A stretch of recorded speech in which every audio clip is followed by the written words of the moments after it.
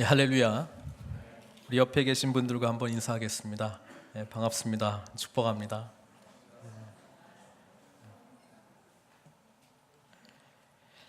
예, 오늘 나뉜 마음, 나뉜 왕국이라고 하는 제목으로 우리 하나님의 말씀을 증거하겠습니다.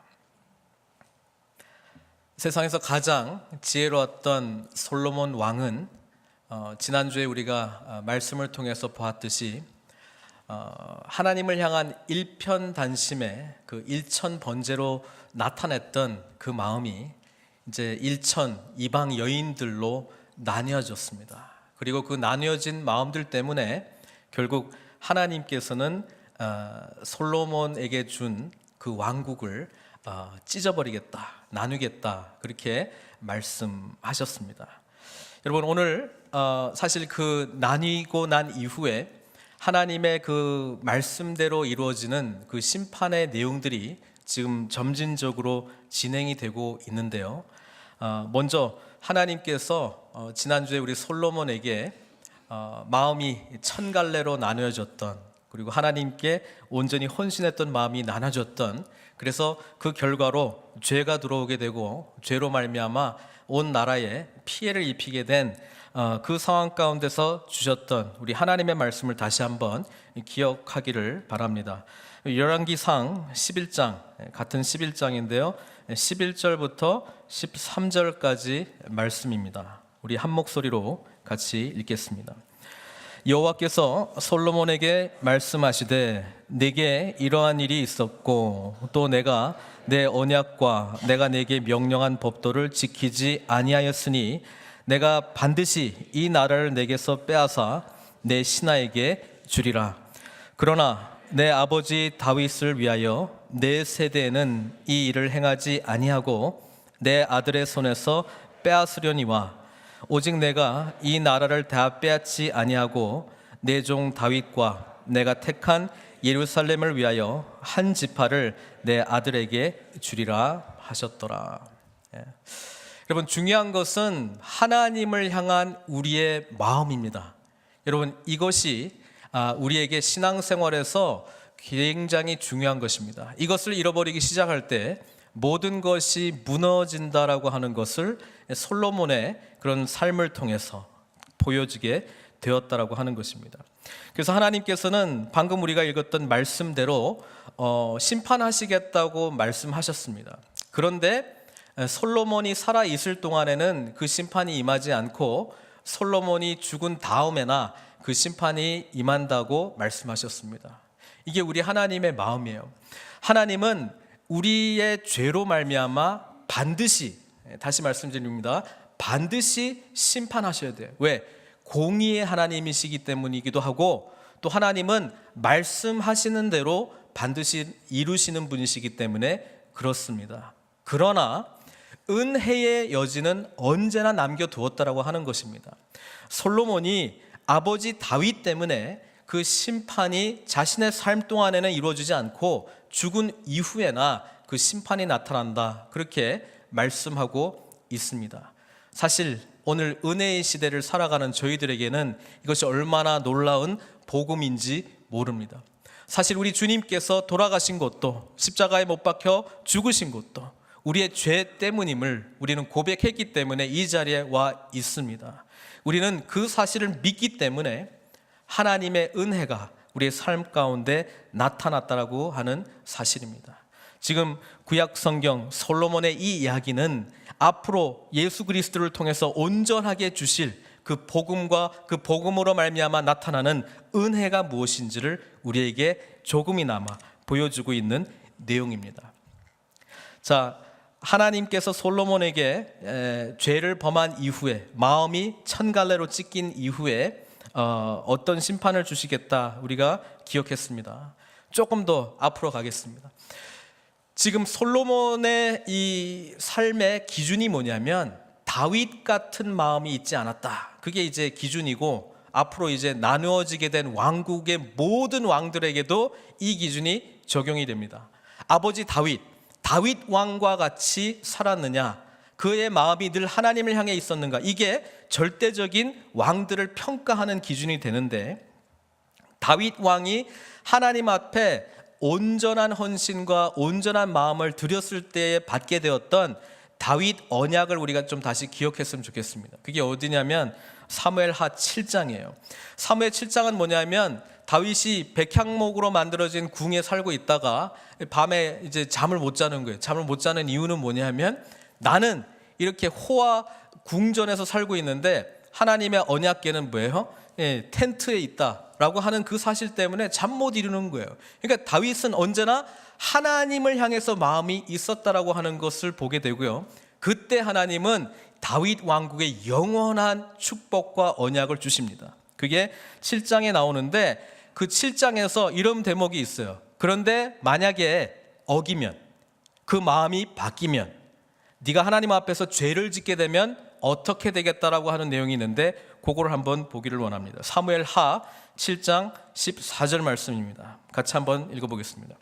나는 그에게 아버지가 되고 그는 내게 아들이 되리니 그가 만일 죄를 범하면 내가 사람의 매와 인생의 채찍으로 징계하려니와, 이렇게 되어 있습니다.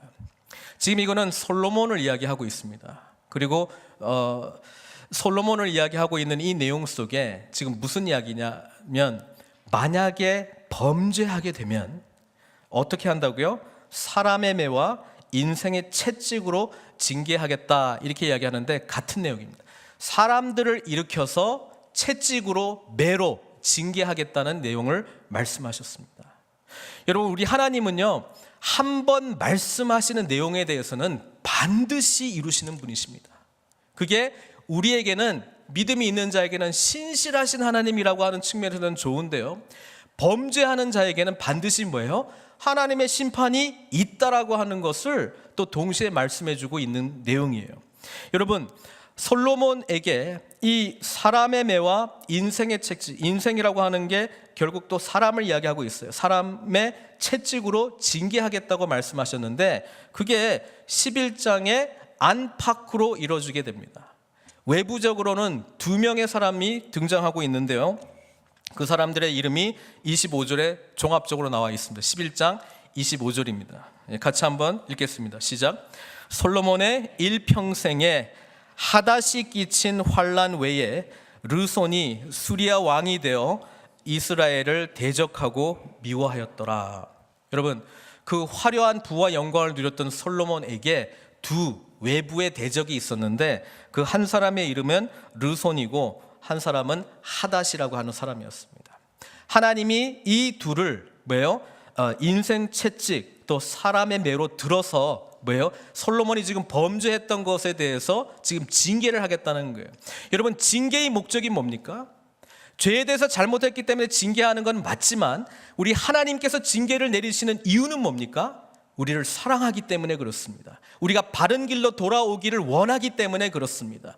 따라서 이 르손이라고 하는 존재, 그리고 하닷이라고 하는 존재가 인생의 채찍과 사람의 매로 이렇게 솔로몬에게 징계하고 있었다면 솔로몬은 정신 차리고 누구에게로 돌아와야 돼요? 하나님께로 돌아와야 돼요. 그러려면 뭘 해야 됩니까? 회개해야 돼요. 그런데 저는 지난주에도 말씀드렸지만 솔로몬이 회개했다는 기록이 성경 어디에도 없습니다. 솔로몬 시대에 나누어졌던 이 심판을 막을 수 있는 장본인은 다름 아닌 솔로몬이었습니다. 솔로몬이 다윗과 같은 마음으로 다시 돌아와서 하나님 앞에 철저하게 회개했다면 하나님께서는 다시 이 구원의 은혜를 베풀어 주실지도 몰랐습니다. 그러나 문제는 뭐냐면 솔로몬은 회개하지 않았습니다. 그래서 이 하나님의 심판이 계속적으로 분열왕국 시대로 넘어가게 되었다라고 하는 사실입니다. 여러분, 그게 가장 안타까운 거예요. 밖으로는 르손, 하닷, 그리고 안으로는 누굽니까? 오늘 우리가 읽었던 여로보암이라고 하는 사람을 통해서 하나님께서 인생의 매, 또 사람 채찍, 거꾸로인가요? 하여튼 그런 사람들을 일으켜서 솔로몬을 징계하기 시작한다는 것입니다. 여로보암이 어떤 사람입니까? 26절에서 28절, 26절 보겠습니다. 26절 같이 읽겠습니다. 시작. 솔로몬의 신하 느밧의 아들 여로보암이 또한 손을 들어 왕을 대적하였으니 그는 에브라임 족속의 스레다 사람이요 그의 어머니의 이름은 수루아이니 과부더라. 이렇게 되어 있습니다. 여러분, 솔로몬 그리고 그 아버지 다윗은 어느 지파 사람입니까? 유다 지파 사람입니다. 그렇죠? 그리고 다윗 위에 이스라엘의 초대 왕이었던 사울은 어느 지파 사람입니까?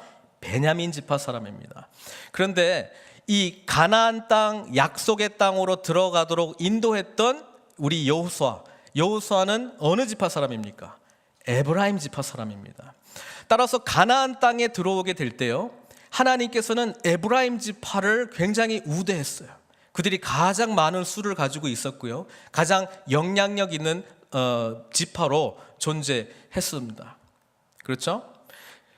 지금 이 시기, 유다 지파가 모든 것을 휘어잡고 있는 이 시기에 과거에 화려했던 지파들은 언젠가는 모르겠지만 이 반역의 마음들이 늘 존재하지 않았을까요? 하나님께서 이 여로보암은 지파로 보면은 과거에 큰 지파였습니다. 요셉 지파였습니다. 그렇죠? 요셉의 두 아들 에브라임과 므낫세, 에브라임이 둘째 아들이었지만 하나님께서는 에브라임을 더 강대하게 해주잖아요. 그리고 에브라임의 지파의 축복이 많았습니다. 큰 지파였지만 여기 여로보암의 이 내용을 보면은 어머니는 수루아이니 과부더라 이렇게 되어 있습니다. 이때 당시에 아버지 없는 집안에서 태어났다, 그리고 성경 기록에 그 어머니는 과부였다 이렇게 표현했다라고 하는 것은 이 집안이 유력한 집안이 아니에요. 레위기에 보면은 고아와 과부와 객은 나그네죠. 이 세 부류는 가장 돌봄이 필요한 부류였거든요. 그러니까 여로보암은 큰 지파, 유력한 지파 속에 있었지만 자기 집안 자체는 아주 미약한 집안이었다는 거예요. 여러분, 하나님께서 늘 어떤 사람들을 들어 사용하십니까? 유력한 자들을 쓰시지 않고 미약한 자들을 쓰십니다. 왜 그럴까요? 앞으로 이루어지는 모든 일은 다 누가 했다라고 하는 것을 세상 사람들이, 또 그 이야기를 듣는 사람들이 알기를 원했습니까? 하나님이 하셨다는 것을 알기를 원했던 거예요. 그렇죠?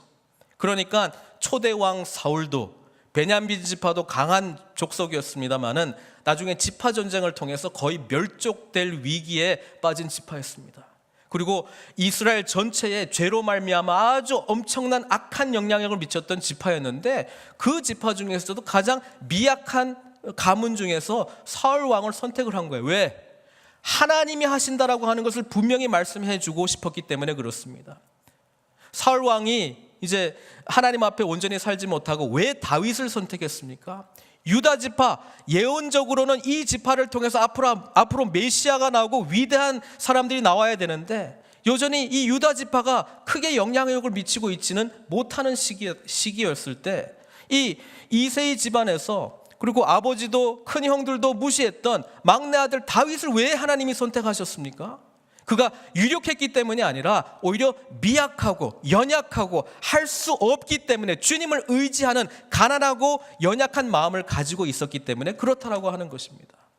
따라서 다윗의 마음은 유력하고 능력이 되고 힘이 되어서 하나님 앞에 신실하게 나왔던 인물이라기보다는 연약하기 때문에, 늘 부족하기 때문에, 자신의 한계를 알았기 때문에 하나님 없이는 자기의 정체성을 정의내릴 수 없는 그 존재, 늘 하나님께 마음이 있었던 다윗을 선택했다라고 하는 것입니다.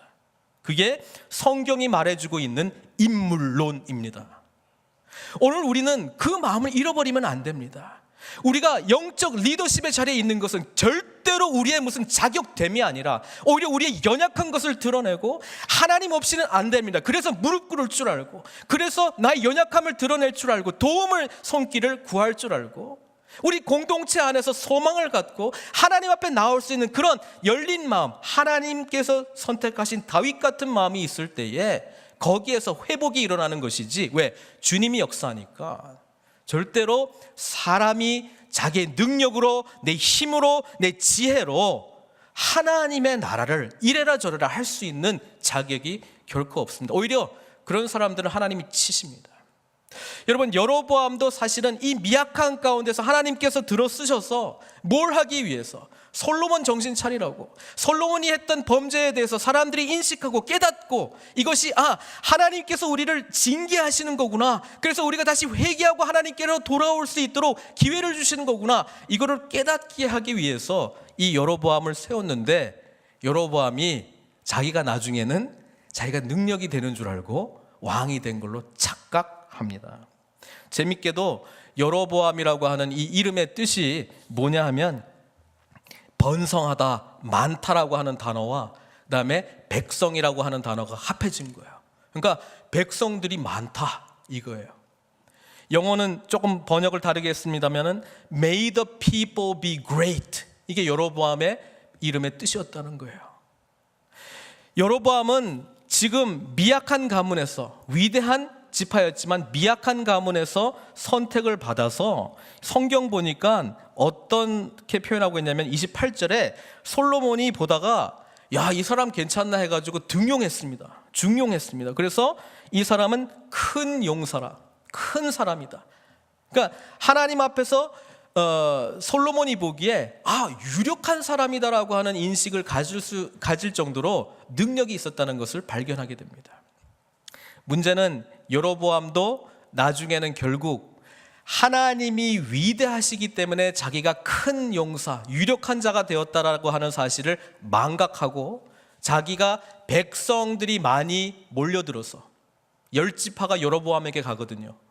10지파가 많이 있기 때문에 자기가 위대한 사람이 되었다고 착각하면서 결국 다윗의 마음을 쫓아가지 않고 자기 능력을 의지하는 어리석은 선택을 하게 됨으로 말미암아 북이스라엘의 모든 왕들은 다음에 어떻게 되냐면 다윗 기준을 갖고 평가했을 때 모두 다 어떤 왕이라고요? 악한 왕이라고 하는 평가를 받습니다. 한 명도, 그래도 남쪽 유다 분열 왕국 시대에 살아가는 남쪽 왕들 중에는 그래도 괜찮은 왕들이 한 4명 정도는 나와요. 그래도 이 왕들은 다윗과 같았다. 근데 대부분은 다윗의 마음과 같지 못하다라고 하는 평가를 받게 됩니다.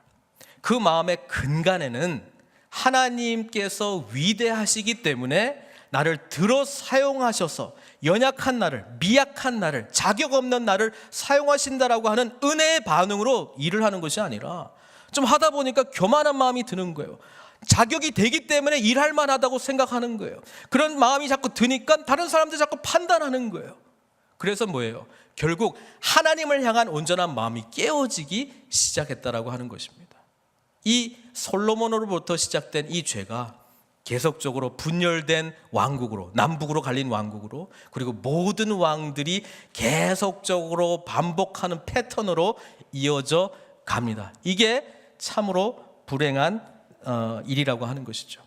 그래서 우리는 이 사건을 통해서 중요한 것을 하나 깨달아야 되는데, 그게 아히야 선지자가 했던 말 중에서 우리는 그 힌트를 찾을 수 있습니다. 아히야 선지자가 여로보암을 만나게 됩니다. 그래서 여로보암에게 하나님께서 이런 말씀을 하셨고, 너를 이제 북이스라엘의 왕으로 이제 삼아서 10지파를 주려고 한다. 그냥 그 말씀을 전하면 되는데, 이 아히야는 이 퍼포먼스를 좋아하는 것 같아요. 그래서 이 예언을 아주 그 모노 드라마를 해요. 새 옷을 입고 가서 그 새 옷을 쫙 12조각으로 찢어요. 그리고 그 10조각을 여로보암에게 줍니다. 그러면서 하나님의 메시지를 전해요. 이 하나님께서 이 나라를 이렇게 조각조각 찢어가지고 10개를 너에게 줄 거다. 10지파는 네가 갖게 될 거다. 이런 이야기를 해요. 그러면서 이스라엘 백성들이 무엇 때문에 이렇게 됐는지에 대해서 설명을 해주고 있는데 33절 34절이에요. 우리 이거 같이 읽었으면 좋겠습니다. 시작. 이는 그들이 나를 버리고 시돈 사람의 여신 아스다롯과 모압의 신 그모스와 암몬 자손의 신 밀곰을 경배하며 그의 아버지 다윗이 행함같이 아니하며 내 길로 행하지 아니하며 나 보기에 정직한 일과 내 법도와 내 율례를 행하지 아니함이니라. 그러나 내가 택한 내 종 다윗이 내 명령과 내 법도를 지켰으므로 내가 그를 위하여 솔로몬의 생전에는 온 나라를 그의 손에서 빼앗지 아니하고 주관하게 하려니와. 이렇게 되어 있습니다. 어떻게 보면 아까 우리 11장 제가 설교 시작할 때 읽었던 내용이랑 비슷하잖아요. 근데 여기 아주 큰 차이점이 하나 있습니다. 뭐냐면 솔로몬이 범죄하고 난 이후에 하나님께서 분명히 심판하셨어요. 솔로몬이 밀곰을 위한 산당을 만들었습니다. 솔로몬이 또 아세라를 위한 산당을 만들었습니다. 또 솔로몬이 그모스를 위한 산당을 만들어서 솔로몬이 심판을 받았습니다. 그런데 오늘 지금 아히야가 여로보암에게 말씀하고 있는 심판의 내용에 대해서는 솔로몬이 그랬다고 표현하지 않고 누가 했다고 그렇게 이야기하고 있습니까? 33절에 그들이로 바뀌었습니다. 솔로몬 한 사람이 아니고 그들로 바뀌었습니다. 여러분 잘 보세요. 솔로몬 한 사람의 영적 리더십이 무너지니까 그 공동체 전체가 무너지는 거예요. 그래서 제가 설교 제목을 나뉜 마음, 이 솔로몬으로부터 시작된 나뉜 마음이거든요. 이게 결국 나라 전체가 분열되는 걸로 나타나게 되는 거예요. 이게 얼마나 무시무시한 겁니까? 제가 이 말씀을 보고 굉장히 두려움에 사로잡혔습니다. 제가 하나님 앞에 온전한 마음으로 나아가지 못할 때에 우리 교회 공동체에 주는 파급이라고 하는 것은 무시무시한 거예요. 우리 영적 리더들이, 우리 장로님들이, 또 우리 작은 목자들이, 또 우리 영적 리더십에 위치해 있는 분들 한 분 한 분이 하나님 앞에 온전한 마음으로 나아가지 못할 때에 나타나는 이 파급 효과라고 하는 것은 엄청난 거예요. 또 가정에서도 마찬가지죠. 우리가 부모된 자로서 하나님 앞에 온전한 마음으로 나아가지 못할 때에 이 가정도 분열된 마음으로 갈 수 있다는 것입니다. 얼마나 무서운 겁니까? 그런데 놀라운 하나님의 말씀이 있어요. 로마서 5장 19절 말씀입니다. 로마서 5장 19절 말씀 한 목소리로 같이 읽겠습니다. 한 사람이 순종하지 아니함으로 많은 사람이 죄인 된 것 같이 한 사람이 순종하심으로 많은 사람이 의인이 되리라. 이건 지금 첫사람 아담에 대한 이야기예요. 아담이 범죄했기 때문에 모든 사람, 많은 사람에게 죄가 임했다는 거예요. 그런데 한 사람 순종함으로, 누구예요? 예수 그리스도. 그 한 사람의 순종으로 많은 사람이 의인이 되리라 이렇게 있습니다. 한 사람의 하나님께 온전히 드리지 못한 마음으로 나타날 수 있는 파급 효과도 크지만 하나님 앞에 온전한 마음으로 철저하게 회개하고 나아가는 자를 통하여 이루실 일 또한 놀라운 회복의 능력이 있다는 사실을 우리는 알고 있어야 됩니다. 예수 그리스도께서 온 인류의 범죄로 말미암아 계속적으로 나뉘어지고 분열되고 하나님께로 가지 못했던 이 전 인류의 타락을 예수 그리스도 한 분 순종함으로 말미암아 회복된 사실을 우리는 믿기 때문에 이 자리에 그리스도를 예배하는 것 아닙니까? 그렇다면 그리스도를 따라가는 우리들 또한 어느 자리에 있든지 간에 바로 주님께서 보여주셨던 구약에는 다윗 같은 마음이었지만 예수님께서는 그 마음이 무엇인지를 온전히 보여주셨잖아요. 그 모습을 우리가 순종하는 마음으로 따라갈 때에 거기서부터 진정한 회복이 나타난다는 사실입니다. 그것을 믿으신다면 우리는 아멘하고 예수 그리스도의 십자가의 은혜를 붙들어야 될 줄로 믿습니다. 거기에서 진정한 변화가 일어날 수 있고 거기에서 진정한 회복이 일어날 수 있기 때문에 그렇습니다. 여러분 재밌게도요, 지금부터 이제 남북으로 이 이스라엘이 갈리게 됩니다. 그리고 왕들이 일어날 때 그들에게 시대마다 찾아왔던 문제들이 있습니다. 뭐 대적들이 일어나고 안팎으로 반란이 일어나고 뭐 이거 해야 되고 저거 해야 되고 여러 가지 할 일들이 많이 있어요.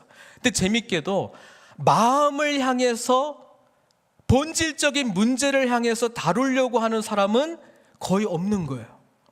본질적인 문제는 솔로몬이 하나님께 대한 전적인 헌신의 마음을 잃어버렸기 때문에 이 죄의 결과가 나타나서 남북으로 갈리고 여러 가지 이방 민족들이 일어나고 막 이런 어려움들이 찾아오고 있는데 지금 뭐 하냐면 그 문제 하나하나 해결하는데 이렇게 해야지 저렇게 해야지 군사 이렇게 해야지 저렇게 해야지 그거에 집착하다 보니까 지금 남는 건 뭐냐면 마음을 돌보는 사역은 아무도 하지 않은 거예요. 하나님 앞에 진정으로 회개하고 이 모든 것은 우리가 범죄하였나이다. 그때 남유다의 왕들 중에 몇 명이 그걸 하는 거예요. 요시야 왕이 그렇죠. 대표적으로 성전에서 뭘 발견합니까? 율법 책을 발견합니다. 쭉 읽어봅니다. 그러면서 우리가 왜 요 모양 요 꼴이 되었는지를 하나님의 신명기의 말씀 속에 기록된 범죄한 자들에게 나타나는 일들이 자기들에게 조목조목 나타나는 것을 보고 회개하기 시작합니다.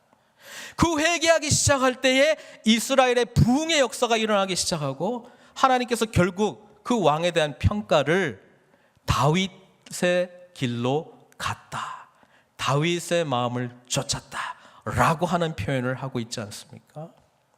여러분, 문제를 해결하려면 본질적인 문제를 건드려야죠. 여러분, 하나님 앞에서의 본질적인 문제는 그리스도의 십자가 앞에서 마음을 찢고 하나님 앞에 우리가 이렇게 된 상황에 대해서 철저하게 회개하고 낮아질 때에 거기에서부터 하나님의 놀라운 역사가 시작되는 거예요. 솔로몬 회개하지 않습니다. 그 아들 르호보암 더 회개하지 않습니다. 여러분, 나라가 나뉘어져도 계속 나뉘어지는 거예요. 그 원인을 몰라요. 자꾸 그 문제를 해결하려고 노력을 해요. 그러나 본질적인 것들은 아무도 건드리지 않습니다. 사랑하는 성도들, 우리가 믿는 자로서 우리가 정말 지켜야 될 것, 솔로몬의 입술로 나타난 거예요. 무릇 더 지킬 것만보다 뭘 지키라고 말씀하고 있습니까? 우리의 마음을 지키라고 이야기하고 있습니다. 여러분, 우리의 마음이 하나님 앞에 전적으로 헌신하는 마음으로 가고 있는지, 우리 속에 다른 것이 무엇인가가 자리 잡고 있어서 우리 조금씩 죄의 길로 물들게 하고 있는 것은 아닌지, 그 길을 향해서 우리가 나아갈 때에 거기서 회복이 일어나는 것이죠. 여러분, 남북 갈린 것, 지금 이스라엘이 북이스라엘 10지파, 그리고 남쪽 유다, 그리고 이제 베냐민 지파 중심으로 하나님께서 이 왕들을 세우시면서 결국 보여주고 싶었던 게 뭐냐면, 하나님께로 돌아오지 아니하면 이 분열의 역사와 나뉘어지는 마음의 역사와 그 죄의 파괴적인 그 영향력이 얼마나 엄청나게 쓰라리고 아프고 처참한지를 보여주는 역사가 지금 열왕기들의 이야기라고 하는 사실입니다. 그래서 결국 북쪽 왕들은 아무도 회개한 왕이 없으니까 강했던 왕들은 있어요. 나라가 부강했던 왕들은 있습니다. 오히려 남쪽 유다 꼼짝 못하게 하는 그런 영향력을 행사했던 왕들은 있는데요, 회개한 왕들이 없으니까 결국 아시리아한테 망하지 않습니까? 남쪽 유다 몇 명은 시도했는데요, 이게 계속적으로 이어지질 못했어요. 끊임없이 분열된 마음을 막을 길이 없었어요. 결국 바벨론에게 망하지 않습니까? 그때 하나님께서 마지막 시대에 선지자들을 일으킵니다. 선지자들을 일으켜서 계속적으로 반복적으로 말씀하고 있는 내용이 뭐냐면 회개하라는 거예요. 돌이키라는 거예요. 그러면 하나님께서 아무리 불가능한 상황 가운데서도 회복의 역사를 이루어 주시겠다라고 하는 게 구약에 특히 이 나라들이 망하기 시작할 때에 또 망한 이후에 주셨던 회복의 말씀들이라고 하는 사실이죠. 그 중에 대표적인 선지자 한 명을 제가 소개하려고 합니다. 다름 아닌 에스겔 선지자입니다. 에스겔 선지자의 이름의 뜻은 하나님께서 강하게 하신다. 에스겔 선지자는 레위 지파 사람이었고 제사장이 될 사람이었습니다. 그러나 어린 나이에 끌려가가지고 또 예루살렘은 회파되었고 없어졌습니다. 그러니까 자기는 태생부터가 하나님을 예배하는 제사장의 직분을 감당해야 되는데 이 성전이 없어요. 그리고 다른 나라로 끌려갔어요. 포로 생활이에요.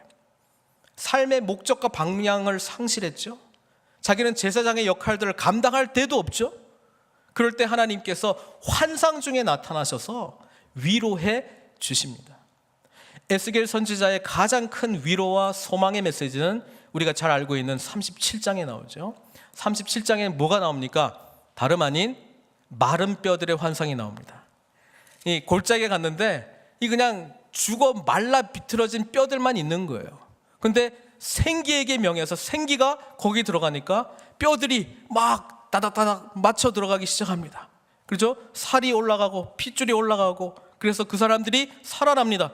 살아날 뿐 아니라 이 사람들이 뭐가 됩니까? 군사가 됩니다. 그래서 하나님께서 이들을 통하여 하나님의 나라를, 완전히 죽음 가운데 있었던 하나님의 나라를 다시 생명의 나라로, 능력의 나라로 회복시켜 주시겠다는 게 에스겔 37장의 내용 아닙니까? 근데 그 다음 내용이 또 있어요. 그 다음 내용이 우리가 함께 읽어볼 내용입니다. 같이 한번 보겠습니다. 13절부터 17절 내용입니다. 시작. 내 백성들아, 내가 너희 무덤을 열고 너희로 거기에서 나오게 한즉 너희는 내가 여호와인 줄을 알리라. 내가 또 내 영을 너희 속에 두어 너희가 살아나게 하고 내가 또 너희를 너희 고국 땅에 두리니 나 여호와가 이 일을 말하고 이룬 줄을 너희가 알리라. 여호와의 말씀이니라. 여호와의 말씀이 또 내게 임하여 이르시되 인자야, 너는 막대기 하나를 가져다가 그 위에 유다와 그 짝 이스라엘 자손이라 쓰고 또 다른 막대기 하나를 가지고 그 위에 에브라임의 막대기 곧 요셉과 그 짝 이스라엘 온 족속이라 쓰고 그 막대기들을 서로 합하여 하나가 되게 하라. 내 손에서 둘이 하나가 되리라. 재밌는 이야기가 나와요. 막대기, 에스겔이 지금 여기서 인자인데 막대기 하나 주워가지고 거기다가 유다, 이스라엘이라고 쓰라는 거예요. 또 하나 들고 와서 에브라임, 요셉, 짝 이스라엘 이렇게 쓰라는 거예요. 그리고 이 둘을 하나가 되게 하라는 거예요. 이 둘 나누어졌던 남북의 이 깨어졌던 것을 다시 회복하시기를 원하시는 것이 여러분 하나님의 회복의 비전 가운데 이미 있었습니다. 북이스라엘이 완전히 망해도 남유다가 완전히 망한 이후에도 에스겔 선지자를 통해서 다시 살릴 뿐 아니라 두 나라가 다시 하나가 될 거라고 하는 예언의 말씀을 해요. 각각 짝대기에 적혀있던 이 지파를 하나가 되라고 붙이라고 이렇게 말하고 있는데 저는 이제 상상하는 거죠. 어떻게 붙였는지는 안 나오고 있습니다만은 어떻게 붙였을까? 이렇게 붙이지 않았을까요? 이렇게 붙이지 않았을까요? 이렇게 붙였다면 오늘 우리들에게는 너무나 분명한 이야기를 해주고 있는 거예요. 오직 이 분열된 마음으로 나타났던 이 분열 왕국, 죄로 말미암아 하나님을 온전히 바라보는 자들이 없었기 때문에 분열된 이것들은 뭐예요? 십자가의 은혜로 밖에는 회복될 길이 없다는 말씀을 해주고 있는 거예요. 수평 짝대기에 우리 주님의 손 못 박히셨습니다. 수직 짝대기에 우리 주님의 발 못 박히셨습니다. 주님께서 이스라엘, 북이스라엘과 남이스라엘 왕들, 영적 리더들이 하지 않았던 이 죄에 대한 모든 대가를 친히 담당하시고 죽으셨습니다.